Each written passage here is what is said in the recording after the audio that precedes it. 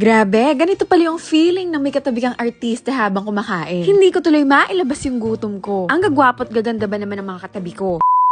Hello everyone! Bago nga tayo pumunta sa lakad natin today, iinom muna ako nitong aking Beauty White Capsule. 4-in-1 na to, may kasamang glutathione, collagen, Garcinia Cambodia, at vitamin C. Kailangan na talaga nating magpa-fresh kasi iba-iba na nga yung mga nakakaharap nating tao. Papakita ko lang sa inyo yung after ng shoot namin sa Gluta Estetica. So nag-dinner nga kami kasama yung mga CEO, yung mga kasama kong artista. Alam niyo ba, sa shoot namin, maghapon talaga akong hindi kumain. Kasi nga, ayokong maging mukhang mataba sa picture. Kaya naman, after ng shoot, may pa-dinner yung CEO namin. Diyos ko, makakatabi ko ba naman yung mga artista kumain? First time ko nga lang makita ng personal si Erica, si Ashley Ortega, tsaka si Derek Monasterio. Ang gaganda at liliit talaga ng mga mukha nila sa personal. Siguro inabot din ng 8 hours yung shoot namin. Pinigilan ko talagang kumain the whole day. Kaya naman, gutom na gutom ako dito, kaya lang hindi ako nakakain ng marami kasi nahihiya ako sa mga katabi ko. Aba dati, sa TV ko lang sila napapanood, sa mga teleserye. Ngayon nga, Diyos ko, katabi ko pa silang kumakain. Alam mo yung sa sobrang hiya ko, napakalimitado talaga ng galaw ko dyan. Hindi ko alam kung anong mafe-feel ko. Syempre, first time nga, di ba? Pero thankful ako sa kanila kasi ang babait nila katrabaho, mapag-approach talaga sila. Favorite ko pa naman yun nila pag naulam. Sisig, laing, kare-kare. Kami nga ni Erica, nung naubos na yung sisig, nagtitinginan kami kasi gusto pa talaga namin kumain. Aba, pang isang buong kanin yung gutom ko. Sa sobrang hiya ko nga, half rice lang tuloy ang kinuha ko. Syempre, no, kailangan mapamukha natin hindi tayo masibang kumain. Sobrang thankful talaga ako sa ganitong klaseng opportunity. Sabi ko nga, isa to sa mga core memory ko yung may mga nakasama kong artista. Nakakatuwa lang, masasabi ko nang malayo pa, pero malayo na. Thankful lang ako sa lahat ng blessings na dumarating na dating pinagpe-pray ko lang. Ngayon nga guys, tapos na kami kumain, alam nyo ba, napakabait talaga ni Erica Pineda sa personal. Sobrang jolly niya, nakikipagtsikahan siya. Masasabi ko lang na kahit gano'n na siya kataas, sobrang humble niya. Yun lang naman, ganito yung work na gusto ko kahit pagod, okay lang. Nag-e-enjoy talaga ako. O siya, yun lang muna ang share ko for today's vlog. Thank you for watching. Bye!